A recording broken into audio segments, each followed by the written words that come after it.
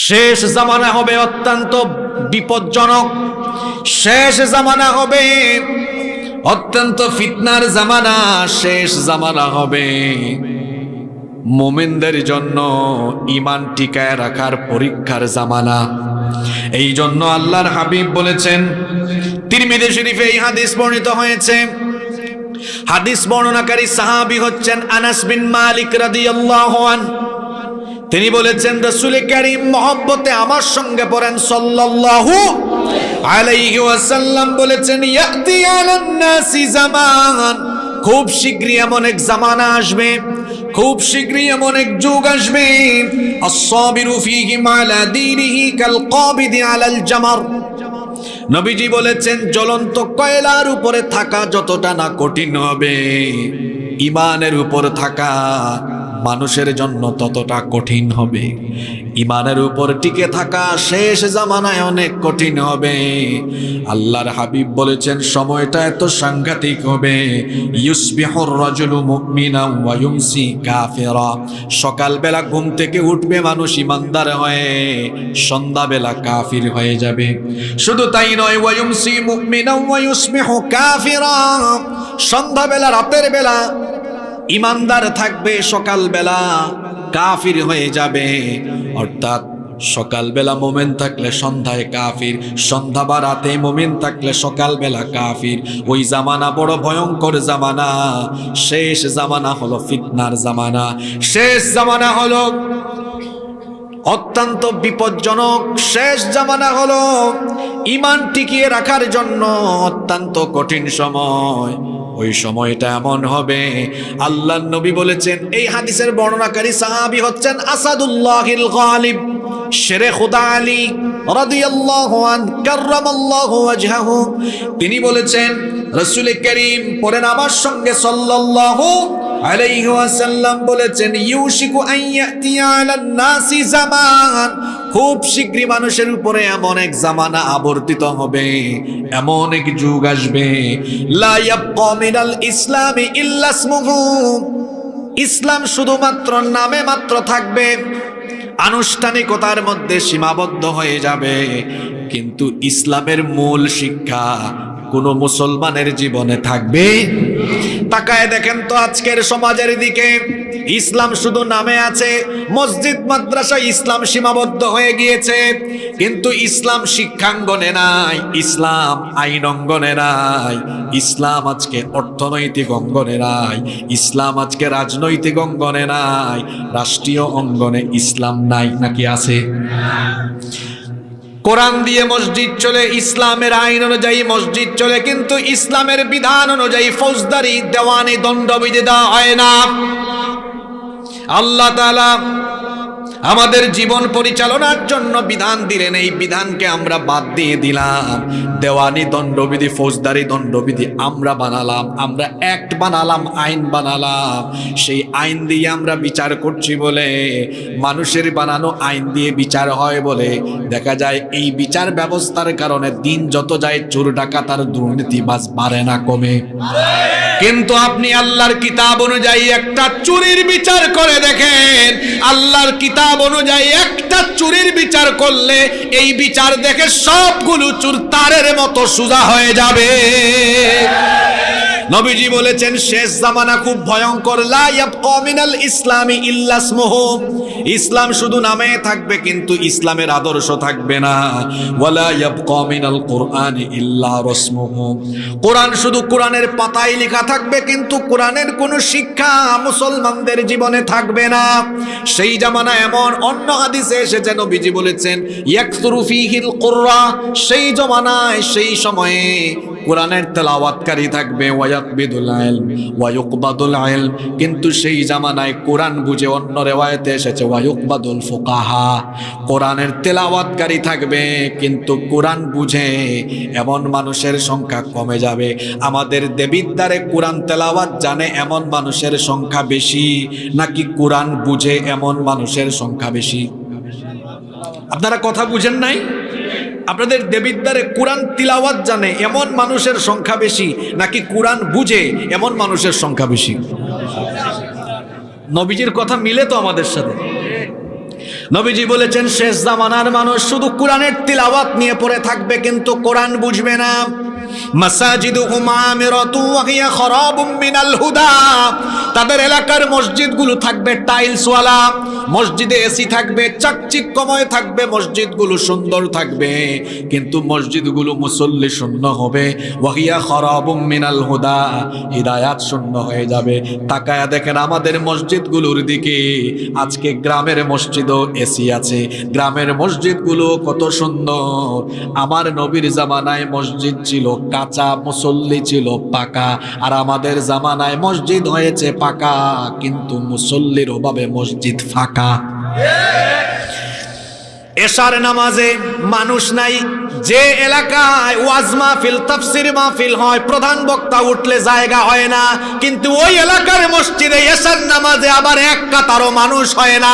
এগুলো হলো কিয়ামতের আলামত। রাত 12টা পর্যন্ত প্যান্ডেল ফিল আপ, কিন্তু সকালবেলা ভোরবেলা ফজরের নামাজে মানুষ হয় 7 জন 8 জন, এমনকি মাহফিল কমিটির লোকরা পর্যন্ত ফজরের নামাজে আসে না। এগুলো হলো কিয়ামতের আলামত। মাসাজিদুহুম আমিরাতু ওয়া হিয়া খারাবুম মিনাল হুদা, মসজিদগুলো হবে চাকচিক্যময় কিন্তু মসজিদগুলো হবে হেদায়াত শূন্য।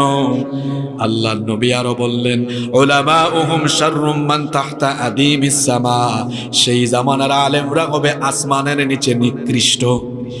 সেই জামানার আলেমগুলো এমন হবে, সবাই না, কিছু সংখ্যক আলেম ফাসেক ফুজ্জারদের পদলেহন করবে, ফাসেক ফুজ্জারদের প্রশংসা করবে সামান্য পদ পদবীর আশায়, জিলাপি বিরানির আশায়, আর সামান্য দুনিয়াবি স্বার্থের আশায় ফাসেক ফুজ্জারদের পাটিপি করবে। অবশ্য এই ধরনের আলেম এখন সমাজে নাই, আছে? শেষ জামানা অত্যন্ত ভয়ঙ্কর। এই জামানা হবে এমন, গোটা পৃথিবীতে মুসলমানরা হবেন নিপীড়িত, মুসলমানরা হবে নির্যাতিত, মুসলমানদের মাথার উপরে শেষ জামানায় জালিম শাসক গোষ্ঠী চাপায়া দেওয়া হবে। কথাগুলো কি এই হুজুরের নাকি বড় হুজুরের? বড় হুজুরকে মুহাম্মাদুর রাসূলুল্লাহ সাল্লাল্লাহু। আল্লাহর নবী বলেছেন আখিরি জামানায় তোমরা ঈমান কেমনে বাঁচায়া রাখবা? ঈমান বাঁচায়া রাখা বড় কঠিন হবে, কারণ শেষ জামানায় নবীজি বলেছেন সায়াকুনু আলাইকুম উমারাউ ইয়াকদুনা লিআনফুসিহিম মা লা ইয়াকদুনা লাকুম। শেষ জামানায় এমন কিছু জালিম শাসকের আগমন হবে, ওই শাসকেরা নিজেদের ক্ষমতার স্বার্থে সিদ্ধান্ত নেবে, তোমাদের স্বার্থে, দেশের স্বার্থে, জনগণের স্বার্থে, ইসলামের স্বার্থে তারা ডিসিশন নেবে না, তারা সিদ্ধান্ত নেবে তাদের নিজেদের ক্ষমতার স্বার্থে।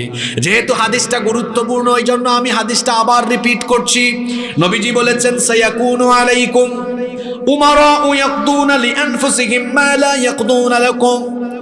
খুব শীঘ্রই শেষ জামানায় তোমাদের উপরে এমন শাসকবর্গ আসবে যারা তোমাদের স্বার্থে সিদ্ধান্ত নিবে না, সিদ্ধান্ত গ্রহণ করবে তার নিজের ক্ষমতার স্বার্থে। এমন এমন ডিসিশন নিবে, ইন আসাইতুমুহুম কাতালুকুম, তোমরা যদি তখন তাদের সিদ্ধান্তের বিরোধিতা করো তারা তোমাদেরকে মেরে ফেলবে। ওয়া ইন আতাতুমুহুম আদাল্লুকুম, আর তাদের সিদ্ধান্ত যদি তোমরা মেনে নাও ঈমান হারা হয়ে যাবা। আপনারা আছেন না ঘুমাই গেছেন? যেগুলা বলতেছি এই পরীক্ষায় আপনারা কয়েকদিন পরে পড়বেন। দিয়া লাইছে? কোন দিন দিয়েছেন আপনি? আই দেখেন কোন ওয়াজ কোন দিকে মিলাইছে। পাবলিক বড় মারাত্মক। কিছুদিন আগে আলোচনা চলছে সূরা কসাস থেকে, ইন্না ফিরআউনা আলা ফিল আরদি ওয়া জাআলা আহলাহা শিয়া। ওই 4 নম্বর আয়াত থেকে তাফসীর আরম্ভ হয়েছে। তো 40 মিনিট পরে একজন নোটিশ দিয়েছে, কয় হুজুর রাষ্ট্রবিরোধী এবং রাজনৈতিক কোনো বক্তব্য দিবেন না। তো আমি তখন বললাম ওয়াজ হচ্ছে মিশরে, ফেরাউন কোথায়? আর ওইটা টাইনা নিয়ে আসছে কোথায়? পাবলিক বড় মারাত্মক ভাই। তা আমি বলি কি, আর আমার শ্রোতা বুঝেছে কি? নবীজি বলেছেন শোনেন, সায়াকুনু আলাইকুম উমারাউ, খুব শীঘ্রই তোমাদের উপরে এমন কিছু শাসক আবির্ভূত হবে। ইয়াকদুনা লিআনফুসিহিম, তারা নিজেদের জন্য সিদ্ধান্ত নেবে, নিজের স্বার্থে। মা লা ইয়াকদুনা লাকুম, তোমাদের কথা বিবেচনা করে সিদ্ধান্ত নেবে না। তার ক্ষমতা রক্ষার জন্য অর্থনীতি, শিক্ষানীতি, রাষ্ট্রনীতি, পররাষ্ট্রনীতি তার মতো করে সাজাবে। ফাইন আসাইতুমুহুম, তুমি যদি তার সিদ্ধান্তের বিরোধিতা করো জেলখানায় ঢুকাবে, তোমাকে মেরে ফেলবে। নবীজি জেলখানায় ঢুকানোর কথা বলেন না, একদম ডিরেক্ট বলেছেন, আলেমদেরকে সাক্ষী রেখে বলছে কতালুকুম, মেরে ফেলবে। ওয়া ইন আতাতুমুহুম, আর যদি তাদের সিদ্ধান্ত মানো তাহলে কি হবে? আদাল্লুকুম, তাহলে তোমরা ঈমান হারা, পথভ্রষ্ট, গুমরা হয়ে যাবে। কথাটা বোঝার চেষ্টা করেন। এদের সিদ্ধান্ত মানলে ঈমান থাকবে না, আর না মানলে জীবন, দুই দিকেই বিপদ। কথা কি বোঝা যায়? যুবকরা আসে না ঘুমাই গেছে? জালিমদের কথা মানলে ঈমান থাকবে, আর না মানলে জীবনও। নবীজি কথাগুলো আমাদেরকে বলেন নাই, এক বক্তৃতায় সাহাবীদের সামনে বলছিলেন। তো সাহাবীরা তখন প্রশ্ন করেছেন, কাইফা নাসনাউ ইয়া রাসূলুল্লাহ সাল্লাল্লাহু, এই পরিস্থিতিতে আমরা কি করব? আপনার মনের মতো সকল নীতি হবে না, আপনি যেমন শিক্ষা চান সেরকম শিক্ষা হবে না, আপনি যেরকম আইন চান সেরকম আইন হবে না, আপনি যেরকম বিধান চান সেরকম বিধান হবে না। হয়তো আপনার চাওয়ার বিপরীতে বিভিন্ন নীতি চলে আসবে। এখন আপনি কথা বললে চাকরি থাকবে না, কথা বললে জীবন থাকবে না, প্রাণনাশের হুমকি। আবার মেনে নিলে এটাও ভয় হয়, আরে যদি ঈমান না, তো দুদিকেই বিপদ। মেনে নিলে ঈমান থাকবে না, না মানলে জীবন। সাহাবীরা বললেন, নবীজি তখন আমরা কি করব? হয়তো আপনাদের মনেও প্রশ্ন, আচ্ছা এই পরিস্থিতিতে যদি পড়ে যায় আমরা কি করব? করণীয়টা কি শুনবেন? শোনার পরে ঠিক থাকতে পারবেন তো? কুলাইতে পারবেন তো? নবীজি সাহাবীদেরকে বললেন, কি করবা সাহাবীরা? শোনো, ওই পরিস্থিতিতে যদি পড়ে যাও তাহলে কামা সনা আসহাবু ঈসা ইবনে মারইয়াম, ঈসা আলাইহিস সালামের সাথীরা যা করেছিল তোমরাও তাই করবা। কার সাথীরা? আরো জোরে বলেন। ঈসা আলাইহিস সালামের সাথীদেরকে কোরআনুল কারীমে বলা হয়েছে হাওয়ারি। আমার নবীর সাথীদেরকে বলা হয়েছে সাহাবী। আর ঈসা আলাইহিস সালামের সাথীদেরকে কোরআনে বলা হয়েছে হাওয়ারি। নবীজি বলেছেন, ঈসা আলাইহিস সালামের সাথীরা যা করেছিল তোমরাও তাই করবা। এখন প্রশ্ন হলো, হুজুর ঈসা নবীর সাথীরা কি করেছিল? শোনেন, আমি কেন বলবো নবীজির কথা বলে? আমি বললে তো বিপদ। কারণ এখন তো কিরামান কাতিবিনের অভাব নাই। আগে কিরামান কাতিবিন ছিল 2 জন, এখন যে কিরামান কাতিবিন কত আমি নিজেও সংখ্যা জানি না। প্যান্ডেলের ভিতরে এত কিরামান কাতিবিন, বাইরেও আছে আরো কিরামান কাতিবিন। এই জন্য আমি কুরআন আর হাদিস দিয়েই বলে যাই, তাইলে আর দুষ্টা আমার হইল না। সাহাবীরা নবীজিকে বললেন, আমরা তখন কি করব? নবীজি বললেন, ঈসা আলাইহিস সালামের সাথীরা যা করেছিল তোমরা তাই করবা। এবার প্রশ্ন হলো, ঈসা আলাইহিস সালামের সাথীরা কি করেছিল? নবীজি বললেন, নুশিরু বিল মানাশির। আছেন তো আপনারা? নুশিরু বিল মানাশির,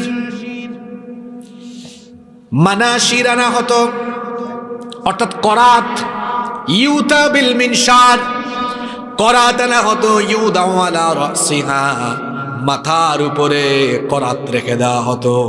আর জালিমরা তাদেরকে বলতো, আমরা যে সিদ্ধান্ত নিয়েছি আমাদের সিদ্ধান্ত তোমরা ঈমান ছাড়ো, আমাদের যত জুলুমি নিয়ম আছে সব নিয়ম মানো। ঈসা নবীর সাথীদের মাথার উপরে করাত রেখে, এর সবসময় তো আবেগে ওয়াজ শুনেন, আজকে একটু বুঝেন। এরকম মাথার উপরে করাত রেখেছে আর বলেছে, শোনো আমার সিদ্ধান্ত মানো। যারা বলেছে এরা আলেম না জালেম? আরো জোরে বলেন। জালেম বলেছে মাথার উপর করাত রাখলাম, আমার সিদ্ধান্ত মানো, নইলে জীবনের মায়া ছাড়ো। নবীজি বলেছেন মাথার উপরে করাত থাকা অবস্থায় সেই লোকগুলো বলেছে, তোমরা মাথা থেকে পা পর্যন্ত করাত চালিয়ে 2 টুকরা করে ফেলো, তারপরে আমার ঈমান আমার থেকে কেড়ে নিতে পারবা না।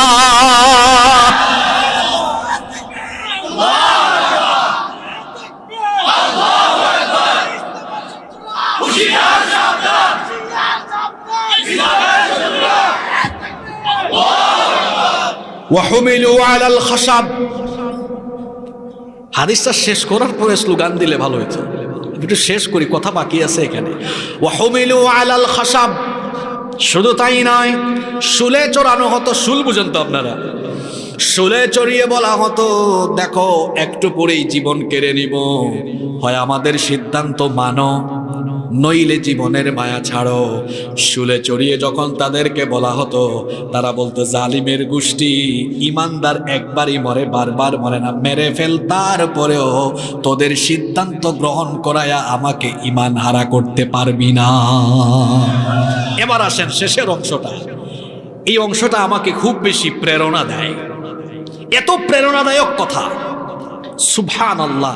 নবীজি বললেন, মাউতুন ফি তাআতিল্লাহি খায়রুম মিন হায়াতিন ফি মাসিয়াতিল্লাহ। আল্লাহর অবাধ্যতার উপরে বেঁচে থাকার চাইতে আল্লাহর আনুগত্যের উপরে মরে যাওয়াই অনেক ভালো। মাউতুন ফি তাআতিল্লাহি খায়রুন, মাউতুন ফি তাআতিল্লাহি খায়রুম মিন হায়াতিন ফি মাসিয়াতিল্লাহ। আল্লাহর অবাধ্যতার উপরে, আল্লাহ নারাজ হবেন এই রকম সিদ্ধান্ত মেনে নিয়ে বেঁচে থাকার চাইতে আল্লাহর আনুগত্যের উপরে মরে যাওয়া আমার জন্য অনেক ভালো। সুবহানাল্লাহ। আগামীর পরীক্ষায় কিভাবে পাশ করবেন, এই উত্তর এই হাদিসের ভিতরে আছে না নাই? হয়তো এরকম পরিস্থিতি আসতে পারে, যেহেতু এটা শেষ জামানা, হাদিসটাও নবীজি শেষ জামানার মানুষদেরকে উদ্দেশ্য করে বলেছে।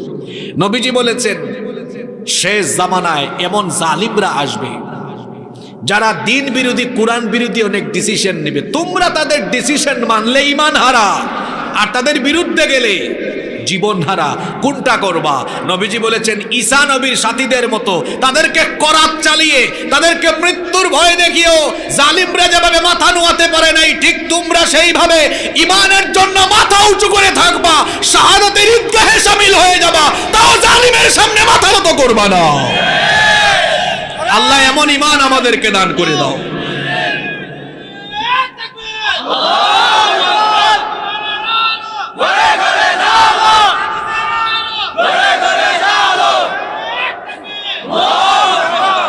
কোন জামানা নিয়ে আলোচনা হচ্ছে? জোরে বলেন, আরো জোরে বলেন। আসি আমরা কোন জামানায়? বাস্তব ওয়াজ হওয়া দরকার, যখন যেটা দরকার। নবীজি বলেছেন, ওই শেষ জামানায় গোটা বিশ্বে, গোটা পৃথিবীতে মুসলমানদের পরিস্থিতি কেমন হবে শোনো। আল্লাহর নবী বলেছেন, ইউশিকুল উমামু আন তাদা আলাইকুম কামা তাদা আল আকালাতু ইলা কাসাতিহা। ভোজন পাত্রের চতুর্দিকে যেমন ভোজনকারীরা একত্রিত হয়ে ভোজনের জন্য প্রস্তুত হয়, এরপরে তারা যেমন সব খাবারগুলোকে গিলে ফেলে, খেয়ে ফেলে, ঠিক তেমনি ভাবে আখেরি জামানায় ইসলাম বিরোধী সকল শক্তি ঐক্যবদ্ধ হয়ে মুসলমানদেরকেও গিলে ফেলার চেষ্টা করবে। মুসলমানদের উপরে অবর্ণনীয় জুলুম আসবে, নির্যাতন আসবে।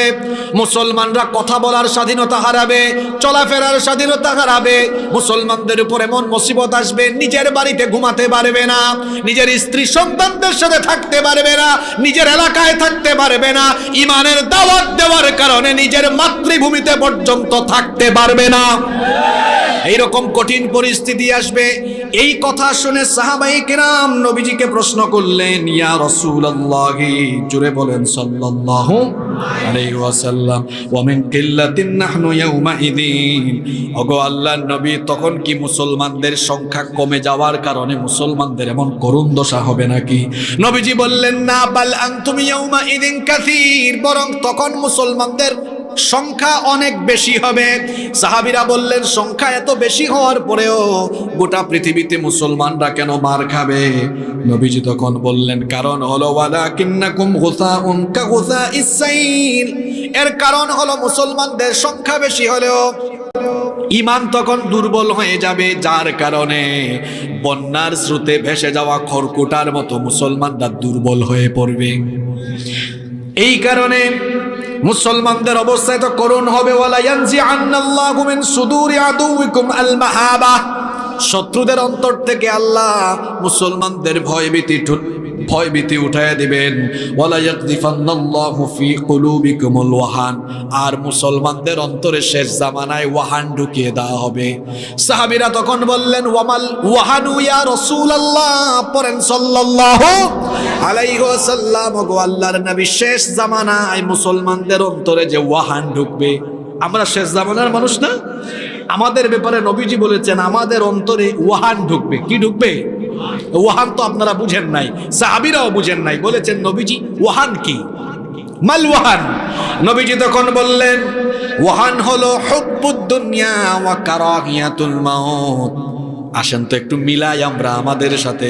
নবীজি বলেছেন ওয়াহান হলো দুনিয়ার প্রতি ভালোবাসা বেড়ে যাওয়া, দুনিয়ার স্বার্থের মুখে ছুটে বেড়ানো, আর মৃত্যুকে ভুলে যাওয়া। মিলায় দেখেন আমার সমাজের দিকে আজকের মুসলমানরা পৃথিবীতে সংখ্যায় বেশি। আমাদের পূর্বপুরুষরা, গোটা কয়েকজন পূর্বপুরুষ গোটা দুনিয়া শাসন করেছেন। ওমর রাদিয়াল্লাহু আনহু অর্ধ দুনিয়া শাসন করেছেন। ওমর রাদিয়াল্লাহু আনহুর সময় মুসলমানদের সংখ্যা ছিল বেশি না এখন মুসলমানের সংখ্যা বেশি? আরো জোরে বলেন। এখন সংখ্যা বেশি, কিন্তু এখন সারা দুনিয়ায় মার খাই আমরা। যদি আমাদের হাতে ক্ষমতা থাকতো, ফিলিস্তিনে আমাদের ভাই বোনরা মার খেত না, কাশ্মীরে আমাদের ভাই বোনরা মার খেত না। অর্ধ দুনিয়া শাসন করলেন ওমর রাদিয়াল্লাহু আনহুর সংখ্যা কম ছিল। কেন?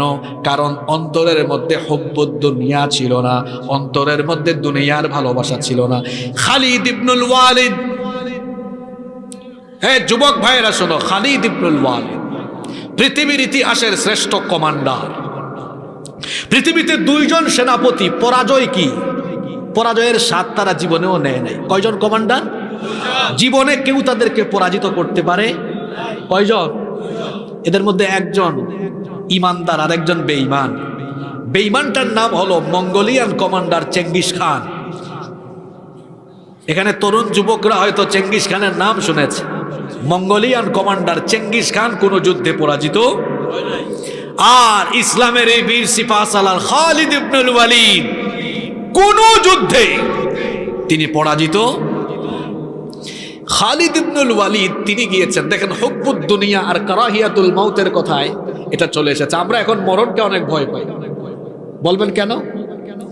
চোখের সামনে জুলুম অত্যাচার হচ্ছে, কথা বলে না, কয় আমার প্রাণের মায়া বেশি, যদি মরে যাই। কারাহিয়াতুল মাউত আমাদের অন্তরে ঢুকেছে। আর আমাদের পূর্বপুরুষরা সংখ্যায় কম হয়ে পৃথিবী ধাপিয়ে বেরিয়েছেন কেন? শোনেন কারণটা কি।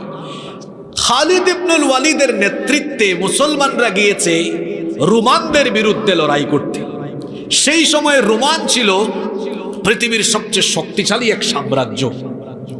রোমান কমান্ডার যুদ্ধের মাঠে খালিদ ইবনুল ওয়ালিদকে ডাক দিয়ে বলল, খালিদ তুমি একজন বীর যোদ্ধা, তুমি একজন সাহসী, আমার কোনো সন্দেহ নাই, কিন্তু তুমি কাদেরকে মোকাবেলা করতে এসেছো তুমি কি জানো?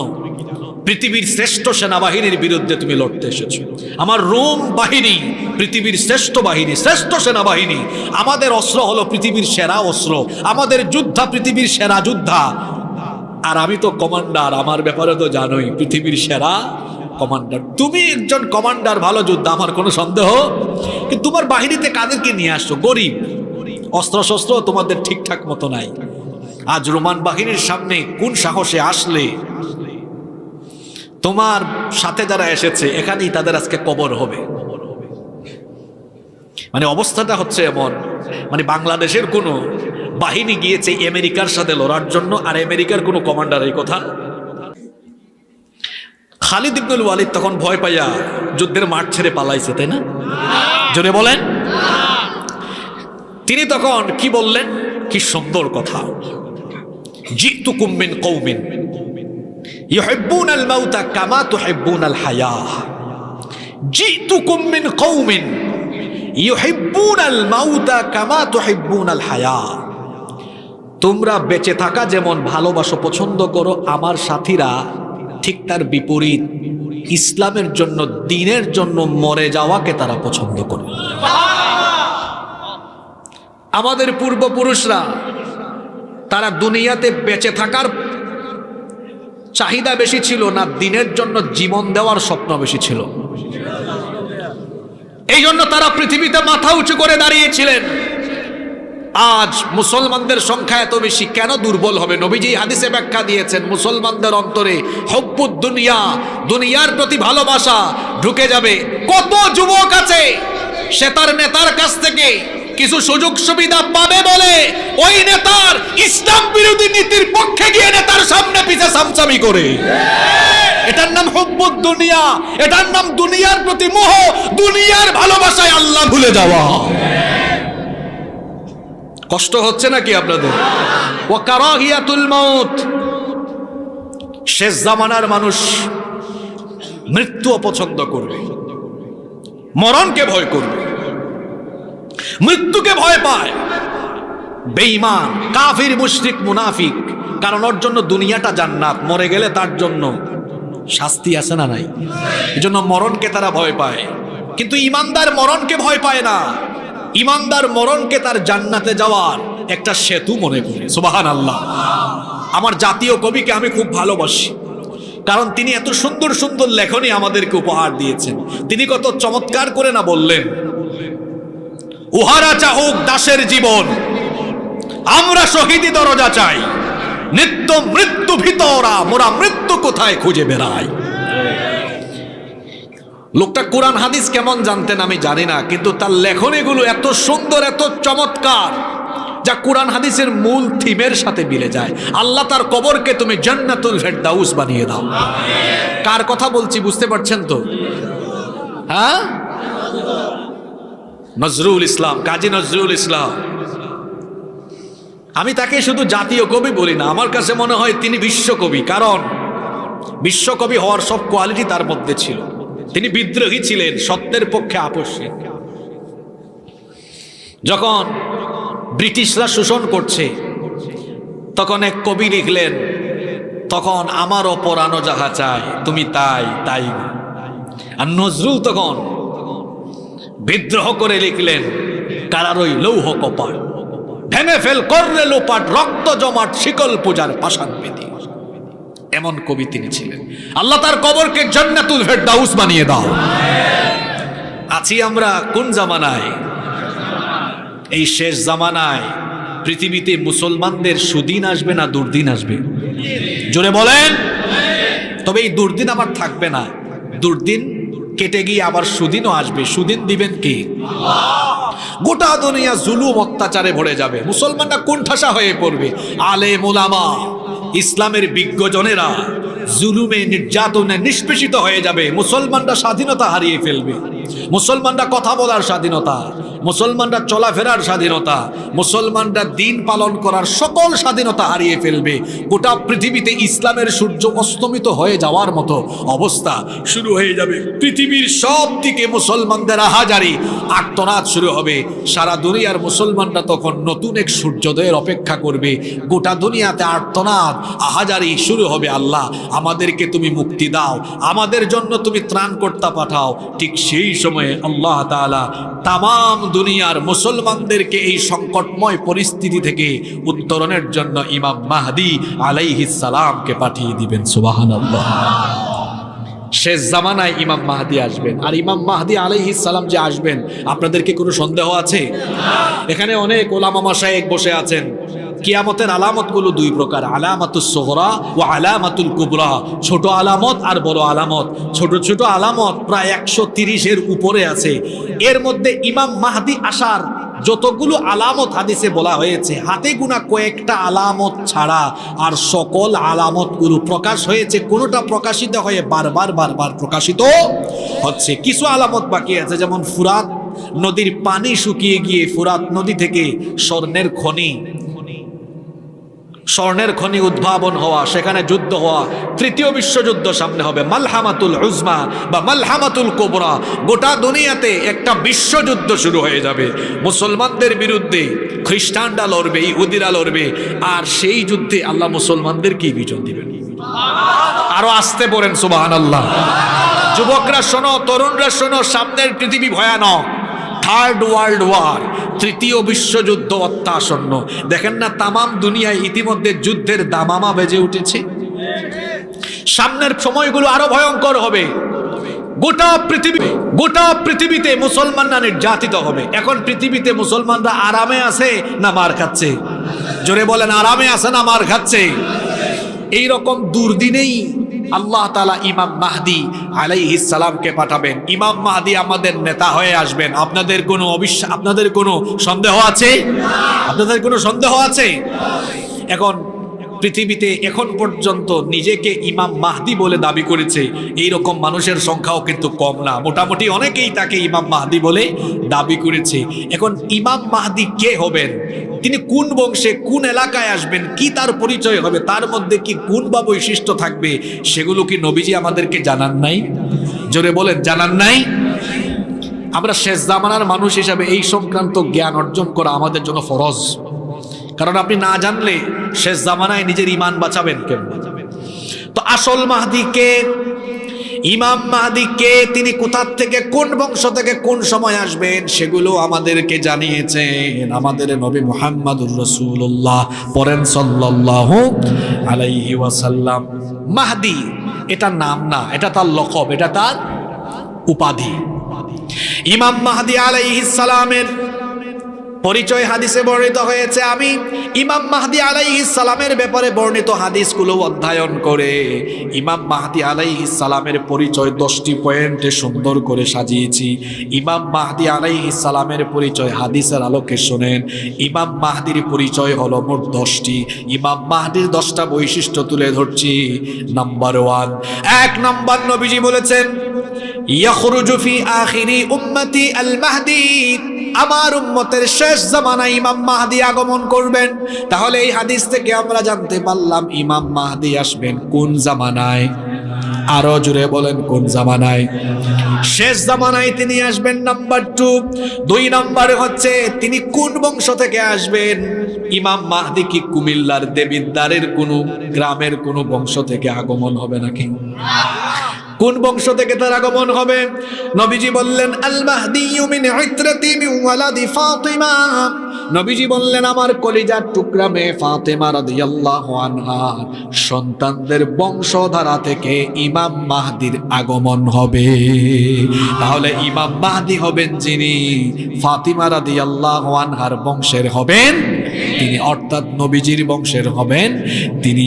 নাম্বার 3, 3 নম্বর, ইমাম মাহদির নাম কি হবে? মাহদি তো আগেই বলেছি, এটা তার লকব। মাহদি আরবি শব্দ, অর্থ হলো সুপথ প্রাপ্ত, হেদায়াত প্রাপ্ত। তাকে সুপথে, হেদায়াতের পথে যিনি পরিচালিত করবেন তিনি কি? আবার তিনিও মানুষকে হেদায়াতের পথে আহ্বান করবেন, এই জন্য তার নাম হলো মাহদি। আসল মাহদি যিনি, তার বাবার নাম কি হবে? তার নাম এবং তার বাবার নাম কি হবে? নবীজি বলেছেন লা ইয়াযহাবুদ দুনিয়া লা ইয়াযহাবুদ দুনিয়া হাত্তা ইয়াবআসাল্লাহু রাজুলাম মিন আহলি বাইতি।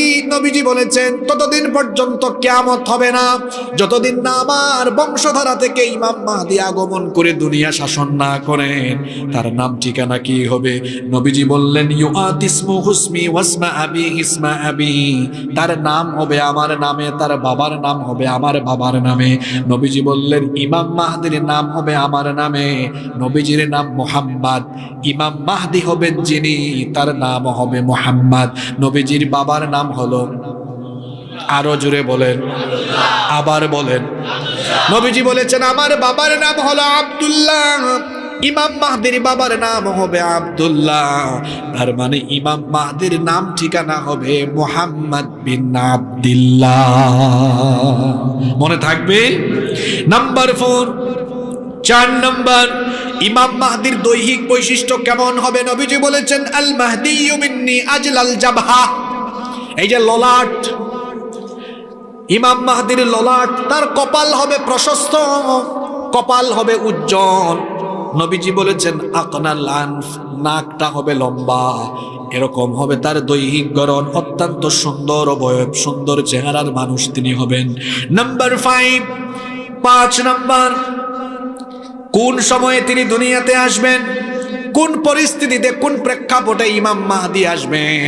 আল্লাহর হাবিব বলেছেন হিনা ইউমলাউল আরদু কিসতাও হিনা ইউমলাউল আরদু যুলমান ওয়া জাওরা, গোটা দুনিয়াতে যখন জুলুম, অত্যাচার, নির্যাতন, নিপীড়ন গোটা দুনিয়াতে যখন অন্যায় ও বিচার চলবে, ঠিক সেই সময়ে দুনিয়ার অন্যায় ও বিচারকে দূর করে গোটা দুনিয়াতে ইনসাফ কায়েমের জন্য ইমাম মাহদিকে যিনি পাঠাবেন, গলার আওয়াজ বড় করে বলেন তিনি কি? নাম্বার 6, 6 নাম্বার, ইমাম মাহদি আলাইহিস সালাম তিনি যখন দুনিয়ায় আসবেন, এসে তিনি কি করবেন? আল্লাহর হাবিব বলেছেন, ইয়ামলাউল আরদা কিসতাও ওয়া আদলা কামা মুলিআত যুলমান ওয়া জাওরা। তিনি আসার আগে গোটা দুনিয়ায় যেমন অত্যাচার নির্যাতন ছিল, অত্যাচার নির্যাতনকে দূর করে দিয়ে অত্যাচার নির্যাতনের জুলুমের বিপরীতে গোটা দুনিয়ায় তিনি ন্যায় আর ইনসাফ দিয়ে ভরে দিবে। তার মানে ইমাম মাহদি আসার পরে দুনিয়ায় আর কোনো জুলুম থাকবে। নাম্বার 7, 7, এরপরে আল্লাহর হাবিব এখানে আরো কিছু কথা বলেছেন, ইয়াসকিহিল্লাহুল গায়থ। ইমাম মাহদি যখন দুনিয়ায় আসবেন, ইমাম মাহদি তো শাসন করবেন কোরআন দিয়ে। এই জন্য কোরআনের শাসনের বরকতে আসমান থেকে রহমতের বৃষ্টি নাজিল হবে, ওয়াতাখরুজুল আরদু নাবাতাহা, আর সেই রহমতের বৃষ্টির কারণে জমিন থেকে ফল ফসলের সমারোহে ভরে যাবে। অভাব থাকবে না, খাদ্যের অভাব থাকবে না, মানুষের পেটে ক্ষুধা থাকবে না, মানুষ অভুক্ত থাকবে না, না খেয়ে থাকবে না। যেই সমাজের, যেই রাষ্ট্রের শাসকগণ, যেই সমাজ, যেই রাষ্ট্রের নেতাগণ সৎ থাকেন, আমানতদার থাকেন, সেই সমাজ আর রাষ্ট্রের মানুষ কখনো না খাইয়া মরে। আর যেই সমাজ বা রাষ্ট্রের মানুষ, যেই সমাজ বা রাষ্ট্রের শাসক গোষ্ঠী, নেতা গোষ্ঠী চোর আর ডাকাত হয়, ওই সমাজ, ওই দেশে খাদ্যদ্রব্যের দাম বাড়ে, ওই সমাজে, ওই রাষ্ট্রে অস্থিরতা বাড়ে, মানুষের ঘরে খাবার থাকবে কেমনে? কারণ চুরসামারের গোষ্ঠী নিজেরা খাইতে খাইতেই তো শেষ। ক্ষমতায় থাকার সময় কতটুকু চুরি করছে ক্ষমতায় থাকাকালীন বোঝা যায় না, ক্ষমতা থেকে যাওয়ার সময় বা যাওয়ার পরে বোঝা যায়। ঠিক আছে কথা? ইমাম মাহদি আলাইহিস সালামের জামানায় মানুষের ঘরে খাদ্যের অভাব থাকবে না, অভুক্ত থাকবে না, মানুষ না খায়া থাকবে না। কারণ ইমাম মাহদি তো চোর ডাকাত দুর্নীতিবাজ নেতার মতো চুরি ডাকাতি কইরা বেগম পাড়ায় তিনি টাকা পয়সা পাচার করবেন না। আমানত ঠিকঠাক থাকবে, এই জন্য মানুষের মধ্যে অভাব থাকবে না, খাদ্যের ঘাটতি থাকবে না। ইউতিল মালা সিহাহান, ইমাম মাহদির শাসনটা হবে এমন, সুষম বন্টন নীতি চালু থাকবে। যেই সমাজ বা যেই রাষ্ট্রের সুষম বন্টন নীতি থাকে না, ওই সমাজের মধ্যে অভাব লেগে থাকে, ওই সমাজ, ওই রাষ্ট্র কখনো উন্নত হতে পারে না। আমাদের সময়ে, আমাদের সমসাময়িক সময়ে কিংবা আমাদের দেশের পরে স্বাধীন হয়েছে এরকম বহু দেশ পৃথিবীতে আছে যারা আমাদের চাইতে আরো ধনী হয়ে গেছে। কিন্তু আমাদের দেশে এত সম্পদ থাকার পরেও আমরা কেন তাদের মতো এত সমৃদ্ধ হতে পারলাম না? কারণ হলো আমার দেশে আছে যেমন সম্পদের খনি, এগুলোকে খাওয়ার জন্য আছে চোর আর ডাকাতের খনি। এই চোর ডাকাতগুলোর কারণেই কিন্তু উন্নতি, অগ্রগতি সম্ভব হচ্ছে। ক্ষমতা পাওয়ার সময় হলফনামায় যে তথ্য সম্পদের 5 বছর পরে সম্পদ বাড়ে, যে ব্যক্তি 5 বছর 10 বছর ক্ষমতায় থাকার পরে সম্পদ বাড়ে, এইটা আসলে সৎ মানুষ না, এইটা হলো অসৎ মানুষ। জনগণের দায়িত্ব ঠিকঠাক মতো পালন করলে সম্পদ বাড়ে কেমনে? আরো কমে যাওয়ার কথা, ঠিক কিনা? আল্লাহর নবী বলেছেন, ইউতিল মালা সিহাহান, ইমাম মাহদির জামানায় সুষম বন্টন নীতি থাকবে। 7 নাম্বার ইমাম মাহদির বৈশিষ্ট্য হলো, আমরা ক্ষমতার জন্য কত কষ্ট করি, ক্ষমতার জন্য আন্দোলন করি, ক্ষমতার জন্য আমরা ঘাম ঝরাই, ক্ষমতার জন্য আমরা কত কিছু করি। আর বাংলাদেশের কুলাপান আবেগই বেশি। ইদানিং একটা ডায়লগ খুব ভাইরাল হয়েছে, হ্যাঁ, পোলাপাইন আবেগী হয়ে গেছে। শোনো, কোথায় যে শিরক করো, কোথায় যে আল্লাহর নাফরমানি হয়, এটাও বুঝো না। ফেসবুকে ইদানিং খুব বেশি দেখছি, যুবকরা, তরুণরা দিচ্ছে, ছাত্ররা দিচ্ছে যে পানি দিয়ে শরীর ভিজলে কাপড় বদলাতে হয়, আর ঘাম দিয়ে শরীর ভিজালে ভাগ্য বদলে যায়। এরকম একটা ডায়লগ ইদানিং ফেসবুকে খুব দেখা যাচ্ছে। বাঙালি তো এমন, যেটা পায় ওইটাই, ওই বাদাম পাইছে, বাদাম নিয়ে পড়ে গেছে। মানে বাঙালি যখন যেটা পায় সেটা নিয়েই পড়ে থাকে। এখন পড়ে আছে এটা নিয়ে যদি ঘাম মানুষের সাথে প্রতারণা না করে, যদি ঘাম ঝরাইলেই যদি ভাগ্য বদলে যেত, বা ঘাম ঝরাইলেই যদি মানুষ সফল হয়ে যেত, তাহলে রিক্সাওয়ালা ভ্যানওয়ালা ঘাম ঝরায় কম না বেশি? জি, যারা মাটি কাটে ঘাম ঝরায় কম না বেশি? ওই শিপইয়ার্ডে গিয়ে দেখেন, যারা শিপে জাহাজে কাজ করে, এদের ঘাম ঝরে কম না বেশি? আমার বাড়ি সিলেটে গিয়ে দেখেন, ওই ভুলাগঞ্জে জাফলংয়ে যারা পাথর ভাঙে, ইট ভাঙে, এদের ঘাম ঝরে কম না বেশি? পরিশ্রম করতে হবে। লাইসা লিল ইনসানি ইল্লা মা সা। বিনা প্রচেষ্টায় মানুষের কিছু অর্জন হয় না, কিন্তু চেষ্টা করলেই শুধু হয়ে যায় না। চাইতে হবে কে? জোরে বলেন, চাইতে হবে কে? যেন ইমানের জায়গা ঠিক করো ভাই, কিছু একটা পাইলেই। কি যে অবস্থা! আসলে আমাদের দেশে মানুষকে, আমার এক ভাই আমাকে একদিন বললো, হুজুর আমাদের দেশে মানুষকে ওয়াজ করে মুসলমান বানানোর চাইতে আগে মানুষকে মানুষ বানানো দরকার। আমি বললাম, ভাই এই কথাটা কেন বললেন? কয়, মানুষ হিসাবে তো তার বিবেক আছে, বিবেকবান যিনি সুশৃঙ্খল হবেন তিনি, এমনটাই তো হওয়ার কথা। যেমন একটা গরু, একটা ছাগল, তার ব্রেন নাই, বিবেক নাই, এজন্য দেখা যায় আরেকজনের ধারের খেতে মুখ লাগাই দিচ্ছে, এই সর, তাও শুনে না। কয়েকটা লাগাইলে তারপরে সরে। ও শুনবে কেমনে? ওর তো বিবেক, ও বুঝে না যে কার খেতে আমি মুখ দিলাম। কিন্তু মানুষ তো সম্মানিত হয়েছে কিসের কারণে? এই বিবেককে কি আপনি কাজে লাগাবেন না? আমাদের মধ্যে আসলেই তো শৃঙ্খলা নাই। দেখবেন বিমান একটা অবতরণ করলো, বিমান ল্যান্ড করলো, যারা দেশের বাইরে যাতায়াত করেন, এই যেখানে সোহাগ ভাই আছেন, উনি তো নিয়মিত যাতায়াত করেন, পাইলট অথবা ক্যাবিন ক্রু বলল, সম্মানিত যাত্রীবৃন্দ, বিমান পুরোপুরি না থামা পর্যন্ত নিজ নিজ আসনে বসে থাকুন। শুধু বিমান যদি ঢাকা এয়ারপোর্টে ল্যান্ড করতে পারে, ওই বিমান চলন্ত অবস্থায় বাঙালি দাঁড়ায় যায়। কার আগে কে বেগ নিবে? আপনি যদি বলেন মাহফিলে সুশৃঙ্খল ভাবে ঢুকেন, তখন আরো সবকিছু ভাঙ্গা ভাঙ্গা ঢুকবে। মানে বলবেন একটা, করবে আরেকটা। তো আমরা অনেক সময় অনেক কিছু বলে ফেলি, অনেক সময় অনেক কিছু করে ফেলি, কিছুই বুঝি না। যেমন অনেক ছেলেরা ফেসবুকে পোস্ট দেয়, খাদির মামু বিংরাজ মেম্বার। তা আমি একজনকে পাইলাম, ধরলাম, এই তুমি যেটা লিখছো এটা মানে কি? আমি শুনছি তো ভাল লাগছে, এই জন্য দিছি। বেশিরভাগ মানুষ এইরকম আছে না নাই? সে বুঝে না, জানে না কেন কোন কথা বলা হচ্ছে, কেন কি করা হচ্ছে। যেমন 31st নাইটে আতশবাজি ফুটিয়েছে, 31st নাইটে অশ্লীলতা বেহায়াপনায় লিপ্ত হয়েছে। তাকে যদি জিজ্ঞেস করেন, তুমি 31st নাইটে এমন করলা কেন? কয়, অনেকে করে তো আমি করছি। হিস্ট্রি সে বলতে পারে না। যিশু খ্রিস্টের জন্মের 1600 বৎসর পরে 1582 খ্রিস্টাব্দে পোপ অষ্টম গ্রেগরিয়ান ক্যালেন্ডার, তৎকালীন রোমান জুলিয়ান ক্যালেন্ডারকে সংশোধন করে গ্রেগরিয়ান ক্যালেন্ডার প্রচলন করলেন, যেটা খ্রিস্টানদের ধর্মীয় চেতনার সাথে সম্পর্কিত। যিশু খ্রিস্টের জন্মের বছরকে এক ধরে সাল গণনার শুরু থেকে সেখান থেকে তারা সাল গণনা আরম্ভ করেছে। আর 31st নাইটে উৎসব করা, তারা এটাকে তাদের একটা ধর্মীয় চেতনার অংশ মনে করে সেটাই মুসলমানরা করছে। অবশ্য করবে না কেন? নবীজিও বলেছেন, শেষ জামানায় এমন কিছু মুসলমান সন্তান পাওয়া যাবে যারা মুসলমানের ঘরে জন্ম নিয়ে ইহুদি খ্রিস্টানদের হুবহু অনুসরণ করে চলবে। এটাও ঠিক। আবার 31st নাইটে আতশবাজি ফুটে, ওইটাও ঠিক। যাবো কোন দিকে আমরা? এজন্য যুবক তরুণদেরকে আমি বলবো, ভাই সচেতন হও। আল্লাহ আমাদের মধ্যে সচেতনতা পয়দা করে দেন। কষ্ট হচ্ছে আপনাদের? ইমাম মাহদির 7 নম্বর বৈশিষ্ট্যের কথা বলছিলাম। আমরা ক্ষমতার জন্য কত কষ্ট করি, এত কষ্ট করি। দেখেন না, মানুষের কাছে ভোট চাইতে চাইতে চাইতে চাইতে ভোটের দিন সকালবেলা চেহারার দিকে তাকাইলে লাগে বেচারা মনে হয় 2 বছর ধরে কিচ্ছু খায় না।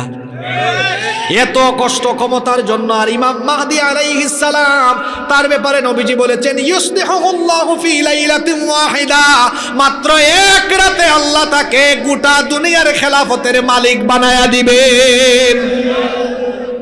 ক্ষমতার জন্য তাকে কোনো কষ্ট করা লাগবে? গোটা দুনিয়ার ক্ষমতার মালিক আল্লাহ তারে বানাবেন কয় রাতে? জোরে বলেন, কয় রাতে? এক রাতে। নাম্বার 8, 8 নাম্বার, ইমাম মাহদী আলাইহিস সালাম তার আত্মপ্রকাশ হবে কাবার চত্বরে তাওয়াফরত অবস্থায়। কিছু লোকেরা তাকে চিনে ফেলবে।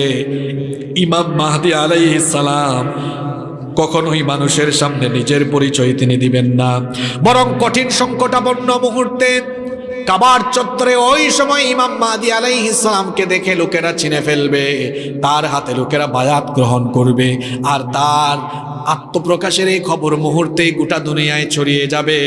তখন মাহদী বিদ্বেষী লোকেরা, অর্থাৎ ইহুদি, খ্রিস্টান এবং মুসলমান নামধারী স্বার্থান্বেষী কিছু মুনাফিক শাসকেরা ইমাম মাহদী আলাইহিস সালামকে হত্যা করার জন্য সেনাবাহিনী পাঠাবে।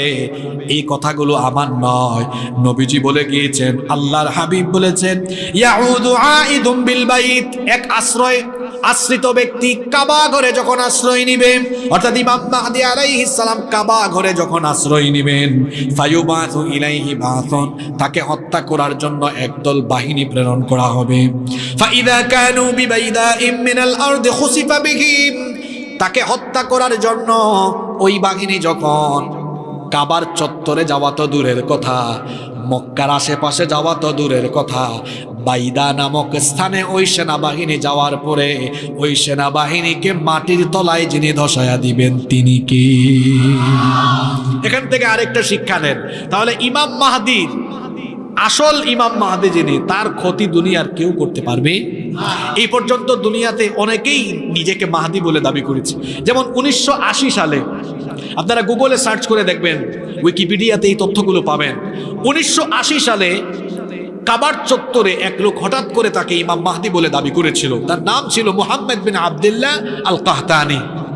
মুহাম্মদ বিন আব্দুল্লাহ আল কাহতানি কত সালে? 1980 সালে। এই খবর সৌদি গভর্নমেন্ট শোনা মাত্রই ফোর্স পাঠিয়েছে। ওই ফোর্স কাবা ঘরের ভিতরে ঢুকে তাকে গুলি কইরা একদম শেষ করে ফেলেছে। কিন্তু ইমাম মাহদী আলাইহিস সালাম, যিনি আসল মাহদী, তাকে হত্যা করার জন্য যদি কোনো বাহিনী পাঠানো হয়, কাবার চত্বরে ঢোকা তো দূরের কথা, অনেক দূরে থাকতেই বাইদা নামক স্থান, নবীজি বলেছেন, এখানে যাওয়া মাত্রই গোটা বাহিনীকে মাটির তলায় যিনি ধসাইয়া দিবেন তিনি কে? আল্লাহু আকবার। কষ্ট হচ্ছে আপনাদের? ইমাম মাহদী আলাইহিস সালাম আগমনের খবর সারা দুনিয়াতে যখন ছড়িয়ে যাবে, সর্বপ্রথম খুরাসানের দিক থেকে কালো পতাকাবাহী লোকেরা, অর্থাৎ তুর্কমেনিস্তান, আফগানিস্তান, তুর্কমেনিস্তান, উজবেকিস্তান, এই সকল অঞ্চল থেকে সর্বপ্রথম একদল কালো পতাকাবাহী লোকেরা ইমাম মাহদীর সৈন্য হওয়ার জন্য সবার আগে তার কাছে ছুটে যাবে। সুবহানাল্লাহ। আমি, আপনি, আমরা কেউ জানি না ইমাম মাহদীর জামানা আমরা দেখবো কিনা। এমনও তো হতে পারে আমরা দেখেও যেতে পারি, এমনও হয়ে যেতে পারে কি পারে না। যদি আমাদের জামানায় আমরা ইমাম মাহদী আগমনের খবর পাই, ইমাম মাহদীর সৈন্য হতে আমরা রাজি আছি না নাই? নবীজি বলেছেন, ফাইদা রাআইতুমুহু ফাবাইউহু ওয়ালাউ হাবওয়ান আলা সালজ। নবীজি বলেছেন, যদি ইমাম মাহদী আগমনের খবর শুনো, ইমাম মাহদীকে যদি তোমরা দেখো, নবীজি বলেছেন ওয়ালাউ হাবওয়ান আলা সালজ, তাহলে বরফের উপরে হামাগুড়ি দিয়ে হলেও ইমাম মাহদীর হাতে তোমরা বায়াত গ্রহণ করো। যদি ইমাম মাহদীকে আপনারা পেয়ে যান, ইমাম মাহদীর সৈন্য হতে কারা কারা রাজি? দু হাত তুলে আল্লাহকে দেখান তো। মাশাআল্লাহ, মাশাআল্লাহ, মাশাআল্লাহ। ঠিক আছে, তাকবীর দেওয়া লাগবে না, আল্লাহ কবুল করেন, বলেন আমিন। আপনাদের কষ্ট হচ্ছে? আপনারা আর 15 মিনিট ধৈর্য ধরতে পারবেন তো? আপনাদেরকে ফাইনালি আমি এমন এমন তথ্য দিয়ে শেষের দিকে যাব, যাতে করে কিছু হেদায়াত নিয়ে যাওয়া যায় ইনশাআল্লাহ। মনোযোগ আছে তো সবার? যুবকদের আছে তো? 9টা বললাম। 10 নম্বর পয়েন্ট হলো, ইমাম মাহদী দুনিয়াতে আসবেন, এক রাতে আল্লাহ তাকে খেলাফতের যোগ্য বানাবেন, গোটা দুনিয়া তিনি শাসন করবেন কি দিয়ে? আরো জোরে বলেন, কত বছর শাসন করবেন? আল্লাহর নবী বলেছেন, ইয়ামলিকু সাবআ সিনিন, ইমাম মাহদী 7 বছর দুনিয়ায় রাজত্ব করবে। কত বছর? আরো জোরে বলেন। বাংলাদেশে যে সরকার যখনই ক্ষমতায় আসে, সরকার প্রধানদের অফিস কোথায়? কুমিল্লায় না ঢাকায়? জোরে বলেন। ইমাম মাহদী যখন গোটা দুনিয়া শাসন করবেন, তার অফিস কোথায় হবে? জি, কোথায়? মক্কায়, দামেস্ক। এক একজন এক এক কথা বলতেছেন, দেখছেন? এগুলো জানা দরকার আপনাদের।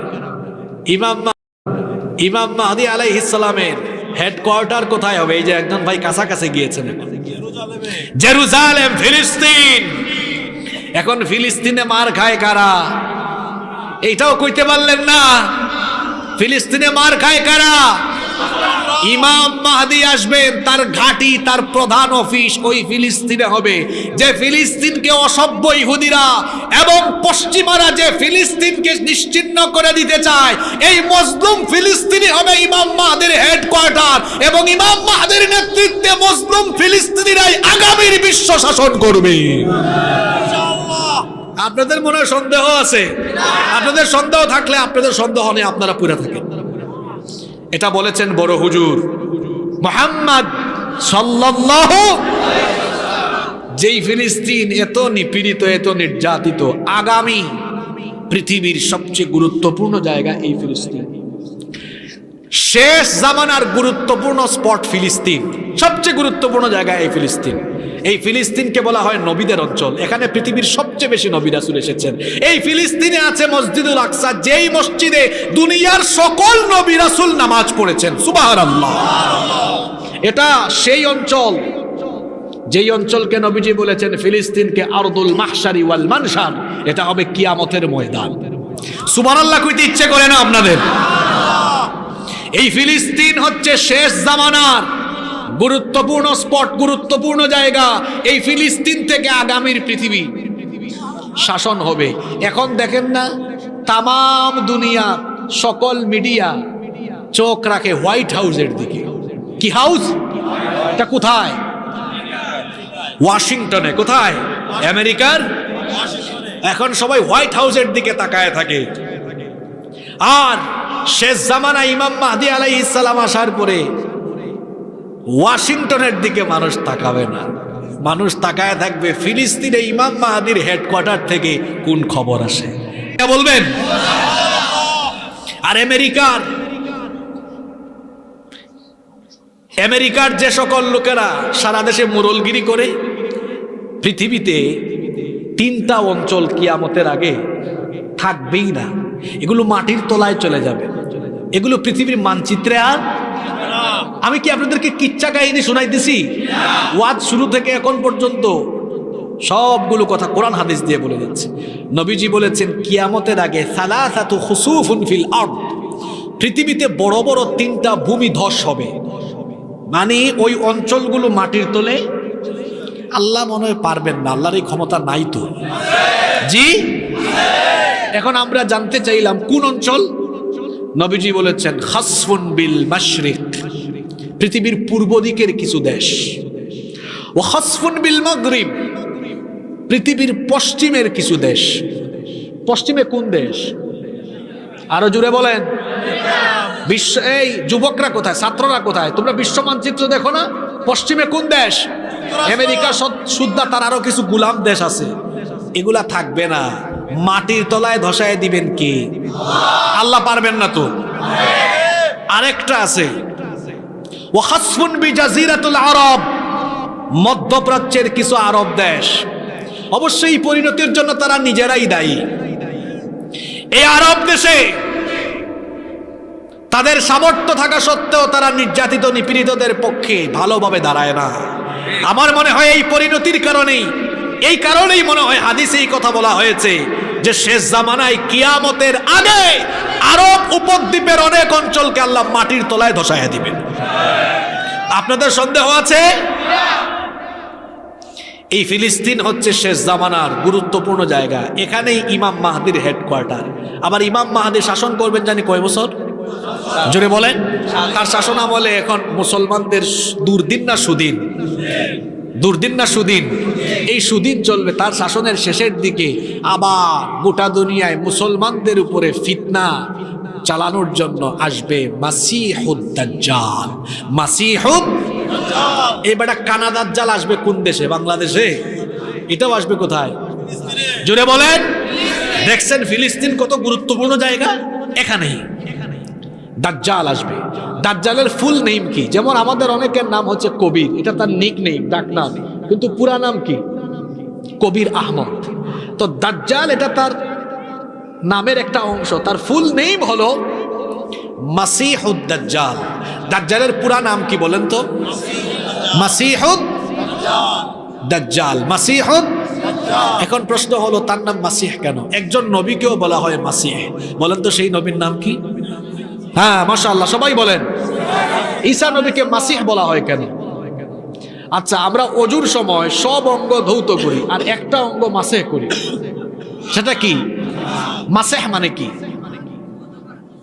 মাসে মানে বেটা ধৌত করা না। অসুবিধা নাই, সে তো কথা বলছে, অ্যাক্টিভ ছেলে মাশাআল্লাহ। মাসেহ মানে ধৌত করা নয়, মাসেহ মানে মোছা। মাসেহ মানে কি? অজুর সময় আমরা মাথা কি করি? তায়াম্মুমের সময় কি করি? অঙ্গ প্রত্যঙ্গ। মাসিহ মানে মুছে দেওয়া।